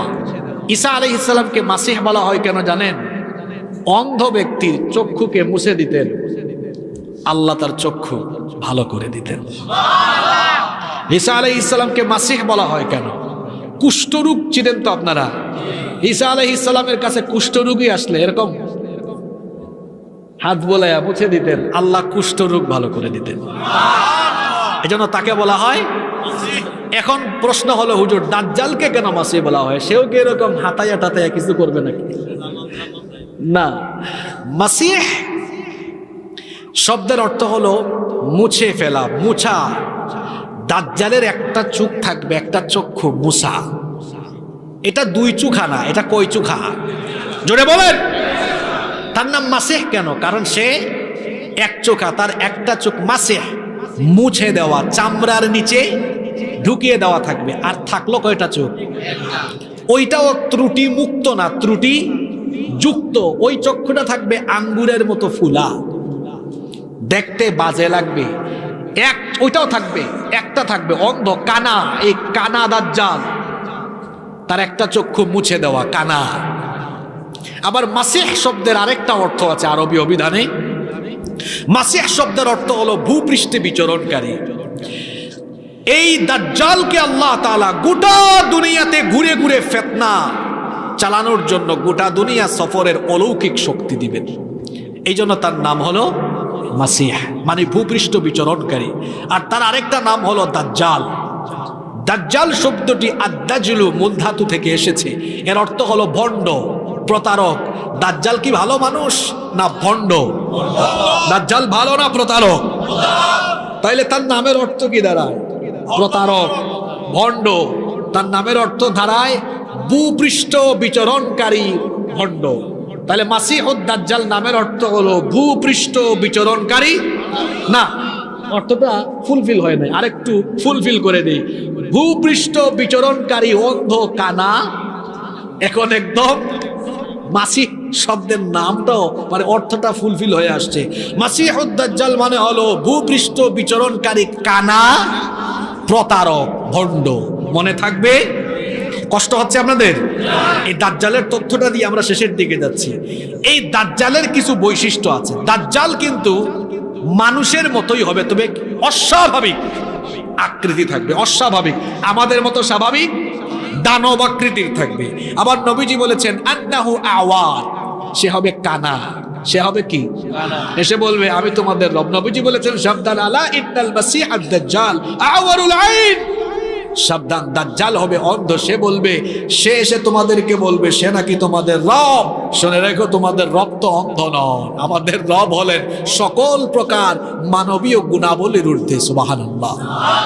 দুনিয়া সুন্দর, মানুষ সুন্দর, আসমান সুন্দর, জমিন সুন্দর, সুন্দরে সুন্দরে পাল্লা, জানি না কত সুন্দর তুমি আল্লাহ, জানি না কত সুন্দর তুমি আল্লাহ। সুবহানাল্লাহ। আমাদের রব কত সুন্দর আমরা সেটা জানি। জান্নাতীরা কিয়ামতের দিন জান্নাত লাভের পরে আল্লাহ বলবেন তোমরা খুশি? কয় খুশি। আল্লাহ বলবেন ওয়ালাদাইনা মাজিদ, আরো বেশি কিছু আছে। মানুষ বলবে এর চেয়ে বেশি আর কি হইতে পারে? এক একটা জান্নাত, সর্বনিম্ন জান্নাতের মালিক যে হবে সেও তো 10টা দুনিয়ার সমান জান্নাত পাবে। এত বড় জান্নাত যেখানে হুর আছে, গিলমান আছে, চাকর বাকর আছে, খাওয়া দাওয়ার অভাব নাই, ফুর্তির অভাব নাই। আল্লাহ বলছেন আরো বেশি। জান্নাতীরা মনে মনে বুঝবে, বুঝছি যে আল্লাহকে ভয় করে এত কিছু করলাম, জান্নাত পাইছি, সে আল্লাহকে তো পাই নাই, সে আল্লাহকে দেখি নাই। আল্লাহকে দেখছেন, আল্লাহকে দেখছেন আপনারা? নবীজি জবান খুলবেন, আল্লাহ সেদিন তার 70,000 নূরের পয়দা উন্মোচন করে যখন বান্দাদের সামনে আসবেন, বান্দা আল্লাহর দিকে তাকায় থাকবে, আল্লাহ বান্দার দিকে তাকায় থাকবে, এভাবে কত সময় চলে যাবে বান্দা টেরও পাবে না। সেই অনুষ্ঠানে আমরা থাকতে চাই কি চাই না? আল্লাহ কবুল করেন। দাজ্জালের আরো বৈশিষ্ট্য বলা হয়েছে, নবীজি বলেছেন আন্নাহু জাদুস শাআর, তার মাথার চুলগুলো হবে অস্বাভাবিক কুকরানো। নবীজি আরো বলেছেন মাকতুবুন বাইনা আইনাইহি কাফির আও কাফারা, তার এই কপালের মধ্যে আরবি 3টা অক্ষর লেখা থাকবে। জুড়ে বলেন কয়টা? কাফ ফারা। ওয়াফি রিওয়ায়াতিন উখরা, অন্য রিওয়ায়াতে এসেছে কাফির লেখা থাকবে। আল্লাহর হাবিব বলেছেন পড়া লেখা জানে না, পড়তেও জানে না, লিখতেও জানে না, এমন মুমিন ব্যক্তি দাজ্জালের সেই কপালে থাকা কাফিরি লেখা পড়তে পারবে। আপনাদের প্রশ্ন হলো, হুজুর যে ব্যক্তি পড়তে জানে না সে কেমনে পড়তে পারবে? কারণ হলো তার অন্তরের মধ্যে ঈমান থাকার কারণে, ঈমানের নূর থাকার কারণে ওই মুমিনের অন্তর্দৃষ্টি যিনি খুলে দিবেন তিনি কি? আর কাফির যদি উচ্চ শিক্ষিত হয়, ভেলকিতে পড়ে যাবে, প্রতারণায় পড়ে গিয়ে দাজ্জালের কপালে থাকা কাফিরি লেখা সে পড়তে পারবে? দাজ্জালের আরো পরিচয় নবীজি দিয়েছেন, আন্নাদ দাজ্জালু লা ইউলাদু লাহু, দাজ্জালের কোনো বংশ থাকবে না, তার কোনো সন্তানাদি হবে না, তার কোনো সন্তান থাকবে। ফিহি ইনহিনাউ, দাজ্জাল হবে ঘাউরা, ঘাড় তেরা, বুঝেন তো আপনারা? দাজ্জাল হবে ঘাউরা, ঘাড় তেরা। আজলাল জাবহা, আবার এই দাজ্জাল তার ললাট হবে অস্বাভাবিক প্রশস্ত। আল্লাহর নবী আরো বলেছেন আন্নাহু আফহাজ, তার 2 পা 2 দিকে ছড়াইয়া দিয়ে হাঁটবে। ওই যে মুসলমানে খতনা করানোর পরে খতনা করা ছেলেরা 2 পা 2 দিকে দিয়া হাঁটে। আপনারা আপনাদের এলাকায় আঞ্চলিক ভাষায় কি বলেন? না না, ওই যে হাঁটে যেমনে, ওই হাঁটার স্টাইলকে কি বলে? সেগাইয়া সেগাইয়া। ওই দাজ্জাল এরকম সেগাইয়া সেগাইয়া হাঁটবে। এখানে হাসার মতো কিছু বলি নাই, রাস্তাঘাটে এরকম কিছু যুবক দেখা যায়, সুস্থ মানুষ, তাও দেখা যায় এরকম সেগাইয়া সেগাইয়া দাজ্জালীয় স্টাইলে হাঁটাচলা করে। এরকম করা যাবে? এই দাজ্জাল তার কি জন্ম হয়েছে নাকি হবে? কনফিউশন। দাজ্জালের জন্ম হয়ে গেছে, নবীজির জামানায় দাজ্জাল ছিল। কারণ নবীজি বলেছেন মা মিন নাবিয়্যিন ইল্লা ওয়াকাদ আনযারা উম্মাতাহুল আ'ওয়ারাল কাযযাব, এমন কোন নবী নাই যে নবী তার উম্মতকে দাজ্জালের ব্যাপারে সতর্ক করেন নাই। দুনিয়ার প্রথম নবী থেকে শেষ নবী পর্যন্ত সকল নবী রাসূলরাই তাদের উম্মতকে দাজ্জালের ব্যাপারে সতর্ক করেছেন। আর দুনিয়া সৃষ্টির পর থেকে কিয়ামত পর্যন্ত দুনিয়ায় যত ফিতনা হবে তার মধ্যে ভয়ঙ্কর ফিতনা হলো দাজ্জালের ফিতনা। দাজ্জালের জন্ম হয়ে গেছে। দাজ্জাল কোথায় আছে? নবীজি বলেছেন ইন্নাহু ফি বাহরিশ শামি আও ফি বাহরিল ইয়ামান, ইয়ামান অথবা শামের অচেনা কোন সাগরের অচেন কোন দ্বীপের মধ্যে দাজ্জাল আছে। দাজ্জালের যে জন্ম হয়ে গেছে, একটা ঘটনা বললে আপনারা বুঝে ফেলবেন। ধৈর্য যদি থাকে তো 3-4 মিনিটে ঘটনাটা কি বলবো, ঘটনাটা শোনাবো। দাজ্জালের যে জন্ম হয়েছে আর দাজ্জাল যে আছে, বন্দি আছে, একটা ঘটনা বলবো। এই হাদিসের বর্ণনাকারী সাহাবী হচ্ছেন মহিলা ফাতিমা বিনতে কাইস রাদিয়াল্লাহু আনহা। তিনি বলেছেন ফজরের আযান আমার কানে যাওয়ার পরে আমি ওযু করলাম নামাজের জন্য। আমি ফজরের নামাজে মসজিদে নববীতে গেলাম, আল্লাহর নবীর পিছনে নামাজ পড়বো। আমি সেদিন নারীদের কাতারের সামনের কাতারে থাকলাম, আল্লাহর নবীর ইমামতিতে আমি নামাজ শেষ করলাম। নবীজি নামাজ শেষ করে সবাইকে লক্ষ্য করে মুচকি হেসে দিয়ে বললেন, সবাই বসো, তোমাদের উদ্দেশ্যে গুরুত্বপূর্ণ কথা আছে। আল্লাহর নবী ভাষণ আরম্ভ করলেন, সবাইকে উদ্দেশ্য করে বললেন, সকল নবীরাই দাজ্জালের ব্যাপারে তাদের উম্মতকে সতর্ক করেছেন, আমিও তোমাদেরকে দাজ্জালের ব্যাপারে সতর্ক করছি। আর দাজ্জালের ব্যাপারে আমি যে ঘটনাটা বলতে চাই সেই ঘটনা আমাকে তামিমদারি শুনিয়েছে। তামিমদারি পুরা নাম মনে রাখতে না পারলেও তামিম মনে রাখা যাবে কি যাবে না? এই তামিমদারির ব্যাপারে নবীজি বললেন সে এতদিন খ্রিস্টান ছিল, এখন সে ইসলাম গ্রহণ করে মুসলমান হয়েছে। তামিমদারি লাখাম এবং জুজাম গোত্রের 30 জনকে সাথে নিয়ে নৌ ভ্রমণে বের হয়েছিল, সাগর ভ্রমণে বের হয়েছিল। জাহাজে উঠার পরে তারা পথ চলছিল, হঠাৎ করে সামুদ্রিক ঝড়ের কবলে, সামুদ্রিক ঘূর্ণিঝড়ে পড়ে যাওয়ায় দিগ্ভ্রান্ত হয়ে গেল, যার কারণে 1 মাস অবধি সাগরের তরঙ্গমালায় তারা হেলে দুলে চলতে লাগলো, পথ হারিয়ে ফেললো।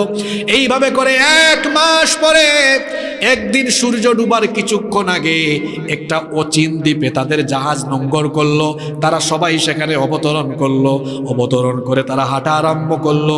কিছু দূর যেতে না যেতেই বিরাট রকমের একটা অদ্ভুত প্রাণী তারা দেখলো। তারা বলল, তুমি কি? সে তখন বলল, আনাল জাসসাসা, আমি হলাম জাসসাসা। জাসসাসা মানে হলো গুপ্তচর, গোয়েন্দা। তারা জিজ্ঞেস করলেন, এই অচিন দ্বীপে তুমি কার গোয়েন্দাগিরি করো? সে বলল, সামনে যাও, বুঝবা কার গোয়েন্দাগিরি করি। তারা আরো সামনে গেলেন। যেতে যেতে এক বিরাট দানবাকৃতির ব্যক্তিকে দেখলেন, যার হাতের কবজি থেকে নিয়ে এই ঘাড় পর্যন্ত বিরাট শিকল দিয়ে বাঁধা, পায়ের টাকনো থেকে হাঁটু পর্যন্ত শিকল দিয়ে, জিঞ্জির দিয়ে বাঁধা। এই অস্বাভাবিক আকৃতির দানব আকৃতির লোকটিকে দেখে তারা জিজ্ঞেস করলেন, তুমি কি? তুমি দেখতে এমন কেন? তোমার একটা চক্ষুও নাই। এত দানব আকৃতির ব্যক্তি তো আমরা কখনো দেখি নাই। আর এই অচিন দ্বীপে তোমাকে বাইন্দা রাখলো কে? তুমি এখানে কি করো? সে তখন বলল, আমার পরিচয় জানবা পরে, তোমাদের পরিচয় বলো আগে। তারা তাদের পরিচয় দিলেন, এখানে কেমনে আসলেন সব বললেন। তখন সে বলল, আমি আমার পরিচয় দিব পরে, তোমরা আমার 3টা প্রশ্নের উত্তর দাও আগে। জুড়ে বলেন, কয়টা? 1 নাম্বার সে প্রশ্ন করল, বাইসানের খবর আমাকে দাও, বাইসানের খেজুর বাগানের খবর বলো। তারা বলল, বাইসান তো বিরাট শহর, বাইসানের খেজুর বাগান সম্পর্কে কেন জানতে চাও? সে বলল, বলো, কারণ আছে। আপনাদের প্রশ্ন হতে পারে, হুজুর বাইসান এটা কোন এলাকা? বাইসান এটা ফিলিস্তিনের অঞ্চল ছিল, দখলদার ইহুদিরা এখন বাইসানকে দখল করেছে। বুঝছেন তো বাইসান কোথায়? বাইসানের খেজুর বাগানের খেজুর গাছে কি খেজুর আসে নাকি? তারা বলল, হ্যাঁ, বাইসানের খেজুর বাগানের খেজুর গাছ থেকে এখনো খেজুর আসে, মানুষ সেই খেজুর বাগানের খেজুর খায়। 2 নাম্বার প্রশ্ন করল, তাবারিয়া উপসাগরের খবর আমাকে বলো। এই তাবারিয়া উপসাগর এটাও ফিলিস্তিনের অংশ। গুগলে বা ইউটিউবে সার্চ করবেন, এটার নাম হলো sea of Galilee. Sea of Galilee. এটাকে অসভ্য দখলদার ইসরায়েলের অসভ্য ইহুদিরা ফিলিস্তিনিদের থেকে দখল করে ফেলেছে।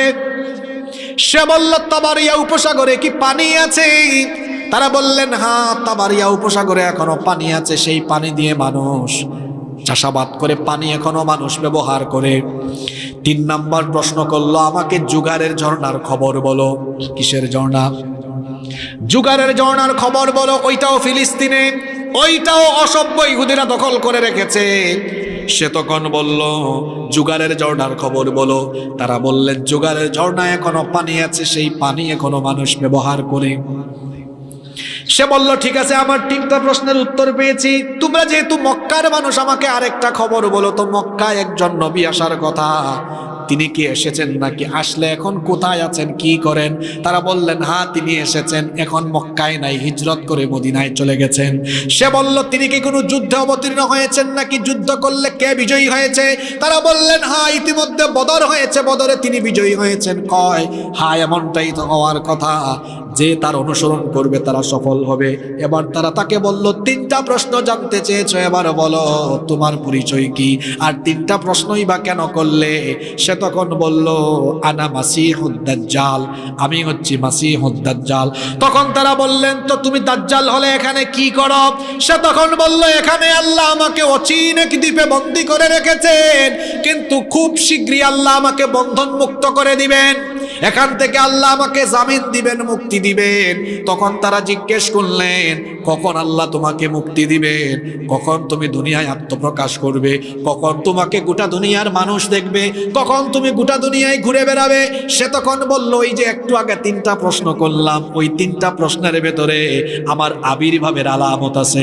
তারা বলল, বুঝলাম না, বুঝায়া দাও। তখন দাজ্জাল বলল, আমি তোমাদেরকে প্রথম প্রশ্ন করেছিলাম, বাইসানের খেজুর বাগানের খেজুর গাছে কি এখনো খেজুর আসে নাকি? তোমরা বলেছো হ্যাঁ, কিন্তু খুব শীঘ্রই বাইসানের খেজুর বাগানের সব খেজুর গাছ মরে যাবে, একটা খেজুর গাছও থাকবে না। যখন বাইসানের বাগানের খেজুর গাছের আসল খেজুর গাছ থাকবে না, তখন আমি দুনিয়াতে আত্মপ্রকাশ করব। এখন তো ইউটিউবের জামানা, গুগলের জামানা। ছাত্র ভাইরা, যুবক ভাইরা আসো না আজকে? এখন তো ইউটিউবের জামানা, গুগলের জামানা। ছাত্র ভাইরা, যুবক ভাইরা আসো না আজকে? বাড়িতে গিয়া ওয়াজের শেষে মিলায় দেখিও বাইসান সম্পর্কে। শুধু বাইসান লিখবেন, গুগলে উইকিপিডিয়াতে তথ্য আসবে, ইউটিউবে সার্চ করবেন।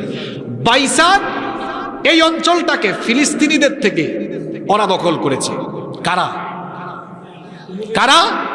কারণ তাদের নেতার নাম কি এটাও জানেন না। তাদের নেতার নাম কি? তারা তাদের নেতাকে রিসিভ করার জন্য নেতা আগমনের আলামতের স্থানগুলো তারা আগে থেকেই দখল করে রেখেছে। যুবকরা ঘুমায় আছে, এরা এগুলো জানেও না।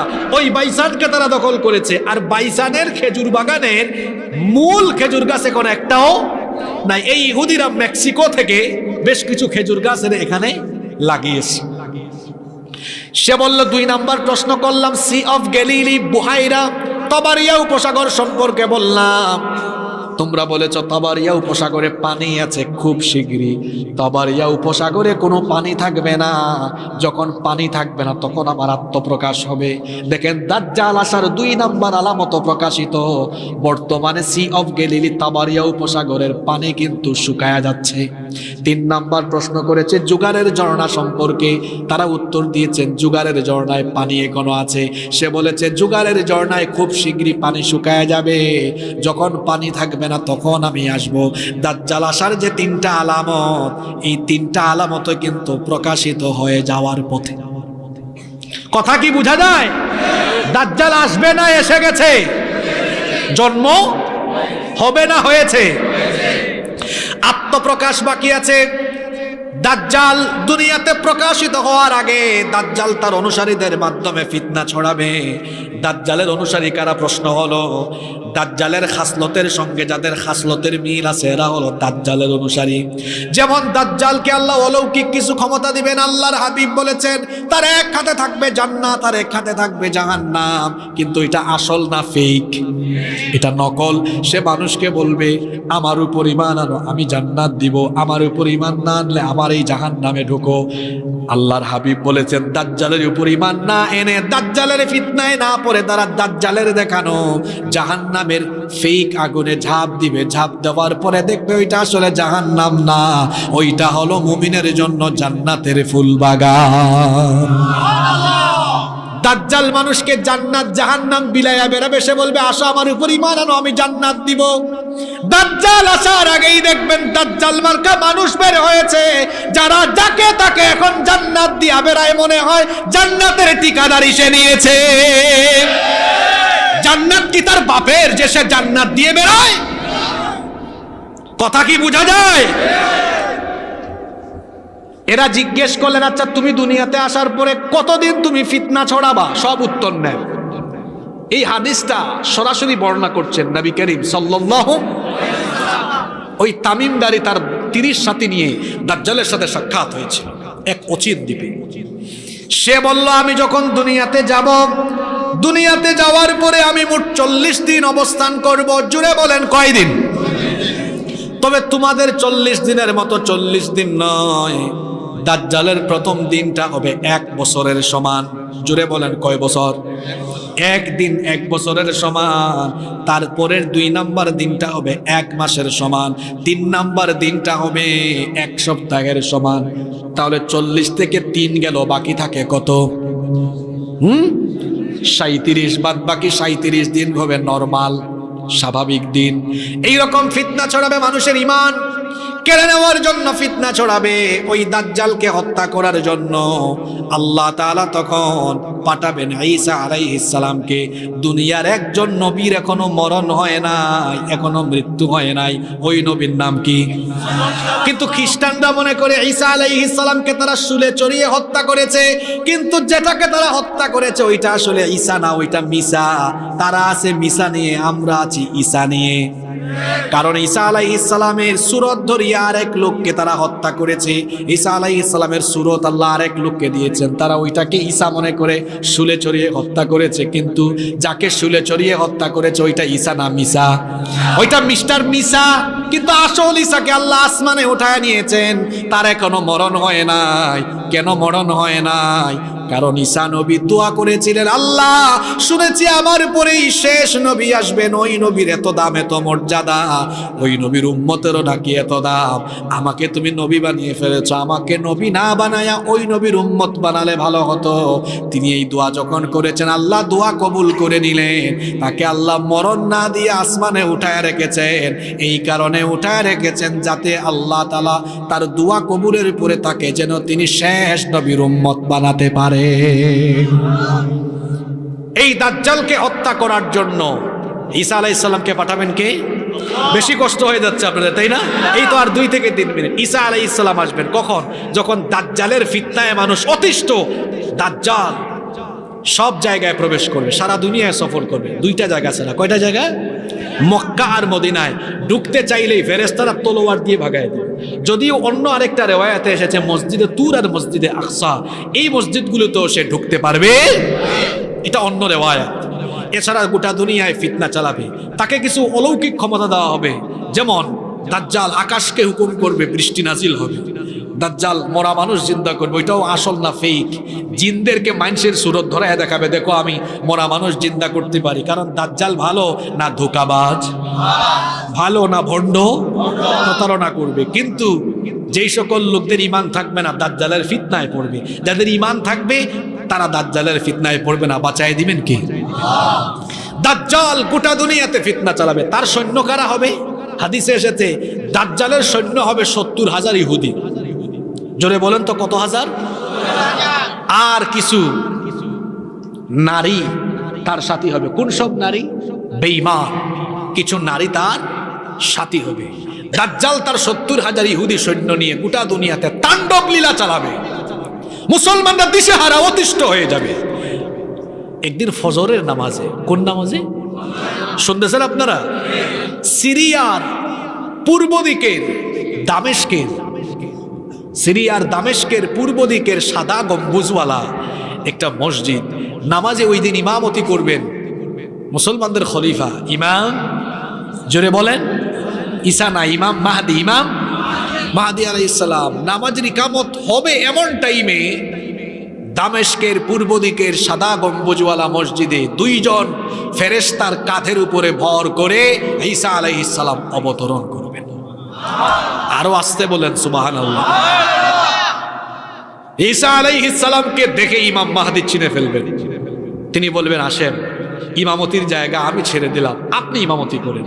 ইমাম মাহদি আলাইহিস সালাম বলবেন, না, আপনি মুসলমানদের খলিফা, আপনি ইমামতি করবেন, আপনি নামাজ পড়ান। তিনি পিছনে দাঁড়িয়ে যাবেন। ইমাম মাহদি আলাইহিস সালামের ইমামতিতে নামাজ হবে। ঈসা আলাইহিস সালাম বলবেন, মসজিদের দরজা খুলে সবাই বের হও, যে দাজ্জাল তাণ্ডব লীলা চালাচ্ছে তাকে খতমের জন্য আমাকে পাঠিয়েছেন কি? মসজিদ থেকে বের হয়ে দেখবেন দাজ্জালও তার বাহিনী নিয়ে চলে এসেছে ইমাম মাহদি আর ইমাম মাহদি আলাইহিস সালামের অনুসারীদেরকে হত্যা করার জন্য। অথচ দাজ্জাল জানে না ইতিমধ্যে ঈসা আলাইহিস সালামকে পাঠিয়ে দিয়েছেন কে? লবণ পানিতে রাখলে লবণ কি হয়? নবীজি বলেছেন, লবণ যেমন পানিতে রাখলে লবণ গলে যায়, ঈসা আলাইহিস সালামকে দেখে দাজ্জালও গলে যাওয়ার মতো অবস্থা হবে। ঈসা আলাইহিস সালামকে দেখা মাত্রই দাজ্জাল তার 70,000 বাহিনী ফালাইয়া থুইয়া ঈসা আলাইহিস সালাম বাহিরের অন্যান্যদেরকে বলবেন, তোমরা এই 70,000কে সাইজ করো। কথা শুনতেছেন তো? এই ইহুদিরা এখন গোটা পৃথিবীতে খুব তাণ্ডব লীলা চালাচ্ছে। আল্লাহর নবীর হাদিস, ইমাম মাহদির সৈন্যরা এই ইহুদিদের উপর ঝাঁপিয়ে পড়বে। এই ইহুদিরা বাঁচার জন্য সেদিন দেয়ালের আড়ালে, গাছের আড়ালে লুকাবে। সেদিন আল্লাহ তাআলা গাছের জবান, দেয়ালের জবানও খুলে দিল। গাছ, দেয়াল এবং গাছ কথা বলবে, হে আল্লাহর সৈন্য, ইমাম মাহদির সৈন্য, আল্লাহর দিনের মুজাহিদ, আমার আড়ালে এক ইহুদি, কুখ্যাত ইহুদি আছে, তাহলে ধরো আর শেষ করো। আল্লাহু আকবার। আর ওইদিকে দাজ্জালকে তারায়া ইমাম মাহদী আলাইহিস সালাম নিতে দাজ্জাল গিয়ে ফিলিস্তিনের বাবে লুদ ওখানে গিয়ে ইমাম মাহদী ঈসা আলাইহিস সালাম দাজ্জালকে ধরবেন, ধরার পরে ওখানেই তারে শেষ করবেন। এখন প্রশ্ন হলো হুজুর, এই বাবে লুদ এইটা কোন জায়গায়? এইটাও ফিলিস্তিনের অংশ আগে ছিল, এখন ফিলিস্তিনে নাই, এখন তেল আবিব শহর। তেল আবিব চিনেন আপনারা? ইসরায়েল এটা সভ্য না অসভ্য? জারজ রাষ্ট্র জোর করে আর কি। যেমন আপনাদের সুরনগরে এসে চান্দিরা থেকে এক লোক এই এলাকা, এই মাটি, এই ভূমি, এই জমিন দখল করে সাইনবোর্ড লাগাইছে, তারে আপনারা ভূমির আসল মালিক বলবেন না দখলদার বলবেন? ইসরায়েলের ইহুদিরা হলো এরকম দখলদার। ওই লুদ সিটিকেও তারা ইহুদিরা দখল করেছে।